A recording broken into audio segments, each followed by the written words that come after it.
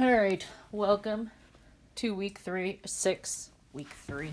Jeez, I'm losing it, guys. Welcome to week 6 of our distance learning. And if you open this on Monday, may the 4th be with you. Because, I'm a dork. Go watch a Star Wars movie. Log on to Disney Plus. There's quite a few of them there. Or if you don't like them, maybe you like the Lego Star Wars like my son does. Or watch The Mandalorian. That's another good one to binge watch, even though there's only 8 episodes. But you could still binge it. So, may the 4th be with you. And remember, as we graph these sine and cosine functions and eventually tangent functions, and we talk about modeling periodic behavior, use the Force, Luke. There will be a Google form with submitting your answers to the assignment. Plan for week 7, that's not this week, but the week after, is a quiz on Schoology. Another opportunity for you guys to earn some points in a category that actually will help change your grades. And there will be a kind of final exam thing. It's not a test per se. It'll be more of a reflection with a rubric where basically if you do it and you do it well and you really truly reflect and you think about, this time, this school year, and what we're going to need to kind of do for next year, you'll have an opportunity to do that and earn, I'm thinking between 1 and 4 points to your final exam grade. So let's go ahead and begin. We're going to continue with section 8C because we need to do some more practice with the general sine and cosine functions. I did some notes with Savannah last week. She asked some questions, so I posted the notes. I didn't record our video session. I guess I could do that. But I recorded the notes, and I did upload those into week 5. So if you needed some help with some of those problems, Savannah and I did a number of them together. So, general sine and cosine functions. I think today I'm going to stick with graphing mostly cosine functions. Again, just more practice of using things. So if we look at that general equation, and remember that general equation is y is equal to a sine or cosine of b parentheses x minus c comma parentheses plus d. A deals with our amplitude, b deals with our period, c is the horizontal shift, and d is the vertical shift. So if we take a look at this one, we identified that a is 3, and we identify b is 2. So that means our amplitude, so the amount that it goes above and below that principal axis that we talk about, is 3. Our period, remember, is the amount of space on the x-axis that it takes the graph to repeat one rotation of the function or one period of the function. So normal sine cosine, the period is 2 pi. To find the period of a function when we have that horizontal shrink, we take our original period and we divide it by our b value. In this case, that's 2. That means this graph will repeat in pi, between 0 and pi on the x-axis. So what you'll start to notice is that all of my sine and cosine functions actually basically look the same size. They just get labeled differently. So there is no horizontal shift. There is no vertical shift. So I know I need to go to a maximum of 3 and the minimum of -3. Cosine starts at its maximum. It repeats in 4 units, but that distance in this case is pi. So this would be pi over 2, and this would be, wow, I really can't graph so well. So let me fix. Okay, sorry. So this is pi. So this would be 3 pi over 4 and pi over 4. Sorry, because we're going to repeat the function. So we're going to go from our maximum to the equilibrium, to our principal axis, to the minimum, back up to the principal axis or equilibrium, and then back up to our maximum. Remember, it does curve. So, something to that effect. Now, if I were to extend this to the original 2 pi, this would be 3 pi over 2. This would be 5 pi over 4, so 5/4, not 5/5, 5/4. And this would be 7 pi over 4. And our function would repeat. So another way you can think about this idea of b is the number of rotations of the function through the original period. So the original period is 2 pi. So how many of those functions get repeated? 2 of them, 2 being your b value, which means that one of them repeats in the distance of pi, which is 2 pi over 2 divided by 2 pi divided by 2, which is our new period. So, basic one. All right, again, remember, take a chance. Stop the video, graph it yourself, and then see if your answer matches mine. All right, so it's another cosine function. Difference on this one, ooh, we got an a value. Now, a is still 1 because technically we're going 1 above and 1 below. However, what does that negative sign do? Yep, it's a reflection over x-axis. I obviously can't write. It's a reflection over the x-axis. This means half of a complete iteration of cosine is going to fit into the original period. So that means that our period is 2 pi divided by a half. Now, Savannah, I'm picking on you only because I know you're an adorable. What happens when we divide by 1/2? Good. You multiply by 2 over 1, which means our new period is 2 pi. And then we have a horizontal shift of right pi over 4. So, I actually asked you to graph this one from negative 2 pi to 2 pi. So, I'm actually going to start that between 0 and 2 pi. Now, the period is 4 pi. Wow, I made fun of Savannah. Should make fun of myself. What is 2 pi times 2? You are correct. It's 4 pi. So, Annie, thanks for fixing that. And Abdallah, thank you for, being grumpy about it. And Savannah, I'm sorry I made fun of you. Love you, girl. So, it's not 2 pi. It is 4 pi. However, everything's getting shifted pi over 4. So, normally, we have pi over 2, and we have 3 pi over 2. So I like to think about this. Now, all right, it normally starts at 1, and it's going down to negative 1. So normally we do this, right?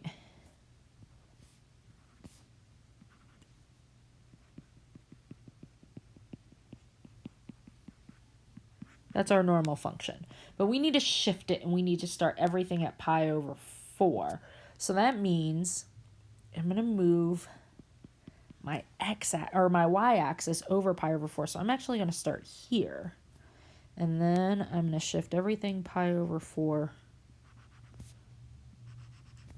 So I'm going to go here, here, here, here, and here. So that's a pi over 4 shift. If I can graph correctly today. So it's going to start at pi over 4. It's going to hit its equilibrium at 3 pi over 4. It's going to hit maximum at 5 pi over 4, 7 pi over 4, and 9 pi over 4. Now, since I did ask for negative 2 pi to 2 pi to positive 2 pi, I need to go in the other direction. So, period did not... What did I do? PK... It's not supposed to have 1. It's supposed to have a half, which means I forgot to stretch it. All right. Start this thing again. Sorry. I apparently can't. I wrote this all down. I have notes. I'm using my notes to teach this, but apparently I can't. I don't know.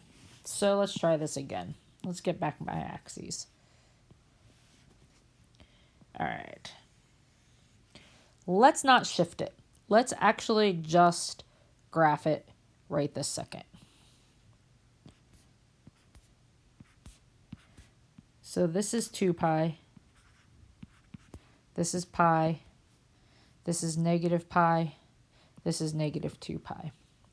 Cosine normally starts at 1 and negative 1. So normally it does this.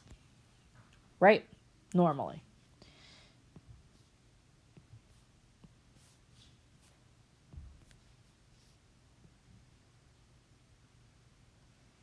I'm concentrating very hard on my drawing, guys. So. All right. Now, it's stretched. So that means in the amount that normally fits in pi, it needs to start here. Then it's going to hit here, and then it's going to hit here because it's been horizontally stretched. So half of the original function fits in there. So I could actually stretch it over here as well. And so looking at that, the red one goes from negative 2 pi to 2 pi, which is the period of 4 pi. Now we need to shift everything and reflect it. So let's reflect it because that's actually pretty easy. Reflection.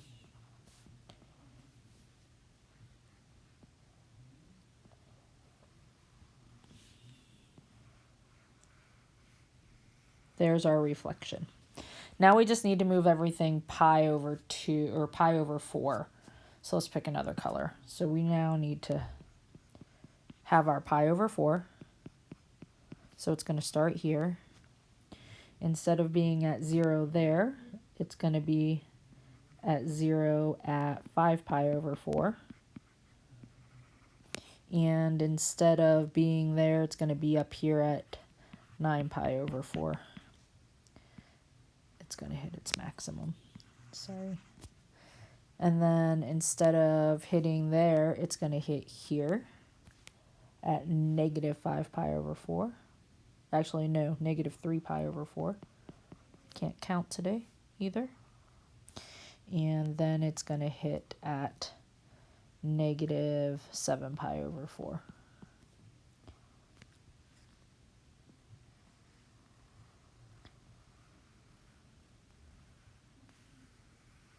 Sorry.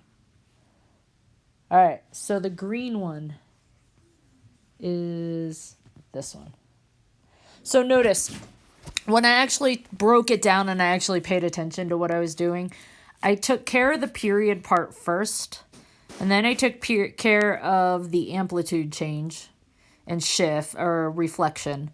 And then the last thing I did was actually take care of that horizontal shift. So please log on to office hours if you need more help.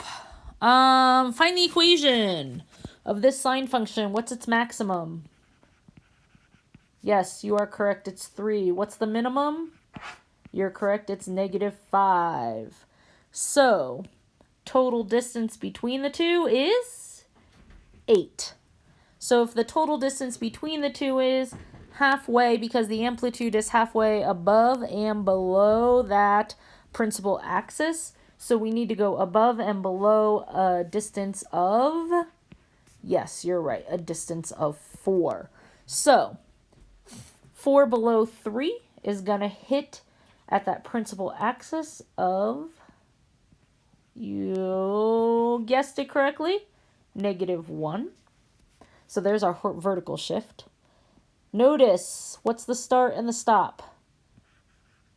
Right, your period is 4 pi. Therefore, 4 pi equals 2 pi divided by b. We're going to multiply both sides by b and divide both sides by 4 pi. So b is equal to 2 pi divided by 4 pi. Yes, if you guessed correctly from the last question, our b value is a half. And there does not appear to be any shift. So that means our sine function is going to be y equals 4, because that's how much above and below the principal axis we are. Sine 1/2 x, because that's our b, plus, actually not plus, just threw my Apple Pencil on the floor. Not plus, but, yes, you're right. It is not +1, it is -1. So there is our graph of that. That's my dog. He's scratching his ears. All right, modeling periodic behavior. What do we look at when we start to model that behavior? Well, the temperature inside Vanessa's house T hours after midday is given by the function T of t is equal to 6 sine pi over 12t plus 26 degrees. So sketch the graph of t against t from 0 to 24 hours. Find the temperature inside Vanessa's house at midnight and 2 p.m. And then find the maximum temperature inside Vanessa's house and at time that it occurs. So let's process this and graphing it. First of all, what's our amplitude? Yes, 6. So we're going to go 6 above and 6 below. Perfect. And we had a vertical shift up 26. That's helpful. We're going to have a period of 2 pi divided by pi over 12. So let's see if PK can do better fractional math. Times 12 over pi. Pi's cancel. 2 times 12 is 24. That makes sense because it's going to repeat in 24 hours. There is no horizontal shift. So, sketch-wise, what's our principal axis? Yep, you're right, 26. So we're going 6 above, so that's 32 degrees. 6 below is 20 degrees. And it's in degrees Celsius, so that makes some sense. Then it's going to repeat every 6, 12, 18, 24 hours, right? So it is a graph of sine, and it starts at the equilibrium. At 6 hours, it goes to the maximum, equilibrium, minimum, maximum. So that's in 24 hours. So if the midday is noon, not moon, so this is noon, this is going to be 6 p.m. Then 6 hours later is 12 p.m. And then, or 12 midnight, not p.m., because p.m. is, let's actually, instead of writing 12, let's just write midnight. So midnight, so 6 a.m., and then again, noon. So our function, graph-wise, maximum, or equilibrium, maximum, equilibrium, minimum, equilibrium. So the house temperature oscillates between this 32 degrees and this 20 degrees. So at midnight, you are correct. It is 26 degrees Celsius. At 2 p.m., how far away is 2 p.m.? Let's see. Noon and 6. Half of 6 is 3. So 2 p.m. would be right about there. All right, so what do? Yep, we're going to substitute that back into the problem. How many hours is that past noon? It's 2 hours. So T of 2 hours is equal to 6 sine of pi over 12 times 2 plus 26. Cancel 6. So we're going to use our math skills. 6 sine of pi over 6 plus 26. Pi over 6 sine, that's y. So it's a short angle, so that's a half. 6 times a half plus 26 is 3 plus 26. At 2 p.m., it is 29 degrees Celsius. What is the maximum temperature? You're right, max is 32 degrees at 6 p.m. Questions? All right, so the next one. You're going to want to use your book a little bit because there's some stuff in the graphing calculator that I think if you guys read your book, it'll model that for you guys. But I want to model this periodic behavior based on this mean monthly temperatures for Christchurch, New Zealand. They do want us to use a cosine model, which isn't going to be too problematic, without using technology. And then draw a scatter diagram of this data and sketch the graph. I actually am going to start with the graph because I want to actually look at what this data looks like. So I went ahead and I put in Desmos the data so I can see what the curve looks like. And it kind of looks like it starts at like a maximum and then goes down to an equilibrium, hits a minimum, and it looks like it's starting to go back up. And knowing what we know about temperature, it makes sense that temperatures are going to change like this. They're pretty cyclical. They're pretty periodic in nature. So if we look at this, we can start to see that that maximum is at what? Yep, 16, with a minimum temperature at 7. So our max is 16. Our minimum is 7, which is a total distance of 9. Half of 9 is 4.5. So that means our amplitude is 4.5.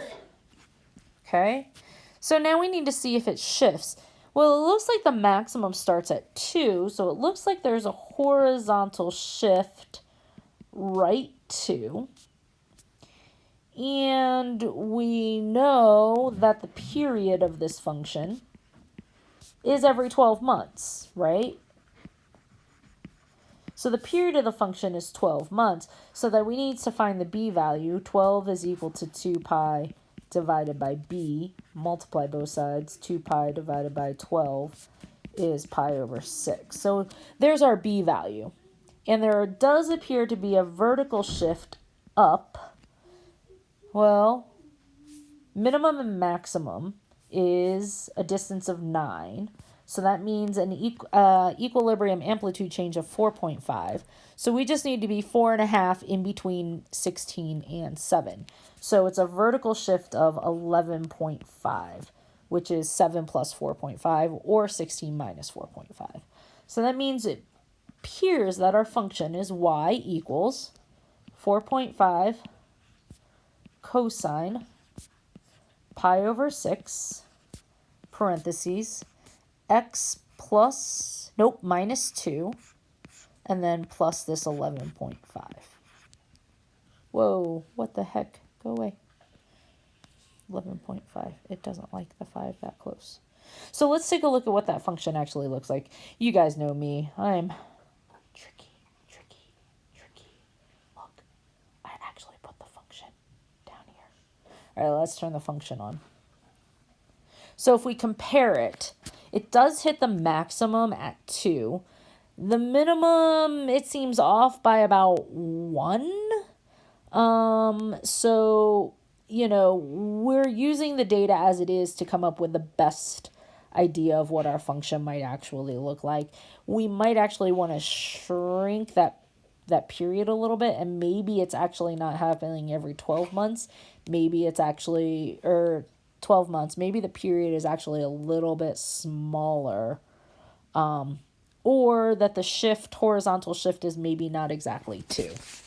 So what you can use the book for is you can use the book to actually walk through using technology to check your answer to A. It actually goes through the idea of stat plot and sinusoidal regression. But use the book. I'm not going to completely go over it, and I'm okay with that right now. We'll probably be getting more into using the calculator with statistical regression second year 2 when we do more of the statistics stuff. All right, so that is sine and cosine. Obviously, there's one more of the 3 basic functions that we are going to talk about. That is the topic of tangent. So the big thing for tangent that we need to remember, and I don't know what the heck just happened. The big thing for tangent that we need to remember is that y is equal to tangent of theta is the same thing as the sine of theta divided by the cosine of theta. So if I just take the function as is and looked at the basic angles of sine, cosine, and tangent, what we can actually end up starting to see is the following. Let's say theta is at 0. Cosine of theta is 1. Sine of theta is 0.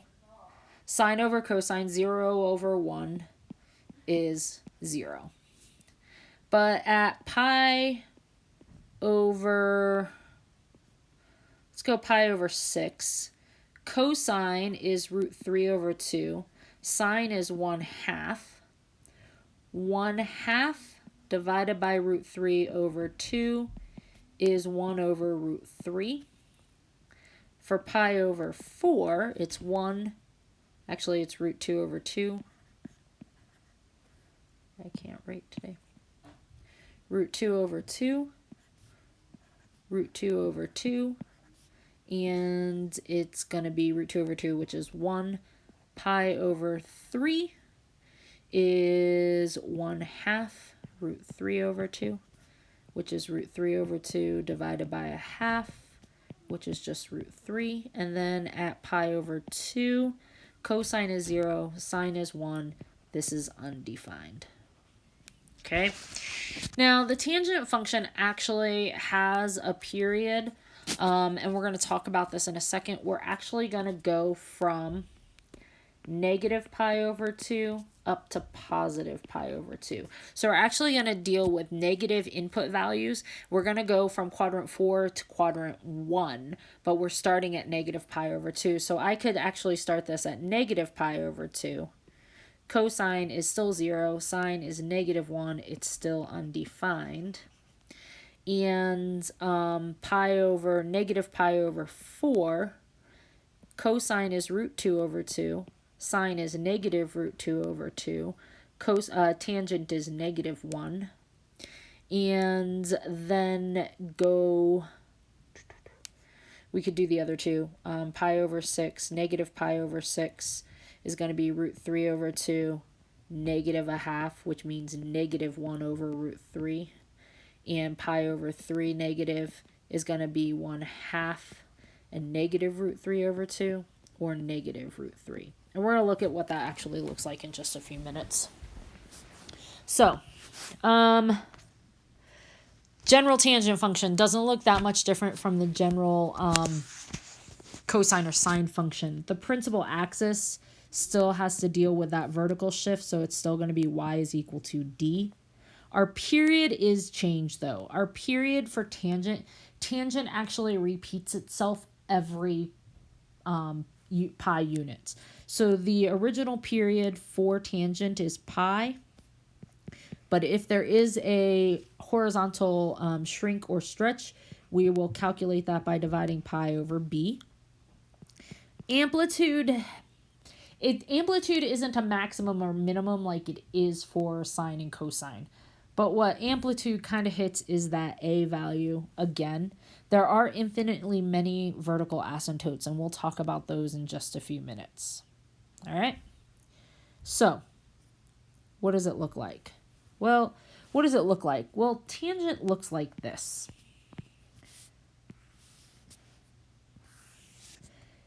At 0, actually, let's do it right here.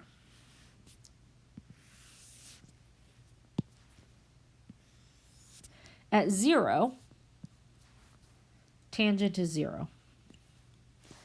And at pi over 2, tangent is undefined.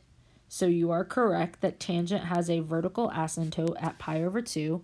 It also has a vertical asymptote at negative pi over 2. So just like we just saw, so that would be this one and this one. Okay, there's your vertical asymptotes. All right, so let's plot the other points. At 0, we're at 0. At pi over 4, we're at positive 1. And at negative pi over 4, we're at negative 1. Now, root 3 is up here, because there's your other one. And root 4, or 1 over root 3. So what happens is tangent looks like this. As it approaches pi over 2, it approaches infinity. And as it approaches negative pi over 2, it approaches negative infinity. Okay, and you could try different angle measurements that are getting closer and closer to 90 degrees and look at what the tangent of those is. So you could look at, well, what's the tangent of, I don't know, what's the, actually, which calculator do I want? This one. Like, what's the tangent of,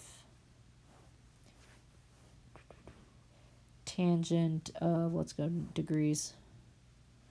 Let's go tangent of 89. It's 57, right? Tangent of, I don't know, 20 is 0.3. We're in degree mode. Tangent of 90 is undefined. Tangent of 89.999. Whoops, that doesn't work. Never mind. But tangent of, let's try that, 89.999999. Notice that number just keeps getting bigger the closer you get to 90. All right. So what do the graphs look like? All right. So this one, amplitude change. No amplitude. No period change. This just has a horizontal shift, right pi over 4. So that means our new, so normally we're at pi over 2 and negative pi over 2 for our asymptotes, but they're getting shifted to the right pi over 4.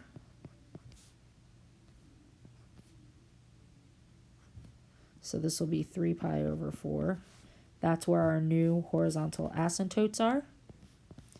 Halfway in between those is the original pi over 4. Pi over 2 is going to be 1. And 0 is going to be negative 1. And it curves like that. Okay? What changed on this one? Yes, it's got that amplitude of 3. So now when I sketch it, it's still going to be pi over 2 and negative pi over 2. But instead of going up to 1, it's going to go up to 3 and negative 3. So at pi over 4 and negative pi over 4, where normally it's 1, it's going to be 1 times 3 and 1 times negative 3, so it gets stretched out vertically. Okay? This one changes the period, so we're going to do pi this time divided by pi over 4. Now let's check your fractional work. Pi times 4 over pi 4. So that means in the normal pi, we're going to go 4. So we're going to go 2 to negative 2. Still 1, negative 1. There's my new asymptotes.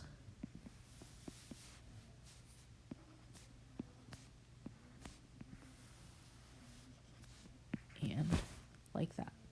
Now it would repeat. So 2, it would happen again at 6. This would be 4. So we would have another asymptote at 6.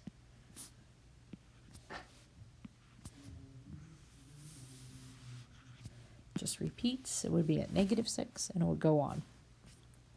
So what happens in this one? Yep. Stretch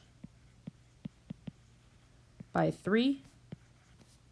Period would be pi divided by pi over 4, which is just 4. It's got to shift right 2 and up 1. So shifted up 1. So we're going to go up 2, 3, 4. And then go 1, 0, -1, -2. Normally we start at 2 and -2, but we're shifting it right 2. So that means if I'm normally in the equilibrium part here, that's going to be 2 units to the right. So we're actually going to go here. So that means my new asymptotes are at 0 and, you're right, 4. So that's going to be my middle point. Halfway in between, we're going to go up to 4 and down to -2.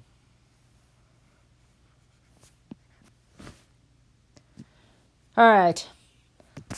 Therein lies tangent function. Play with it.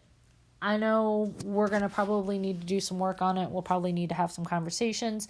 If you do need to get on office hours, I'll be there.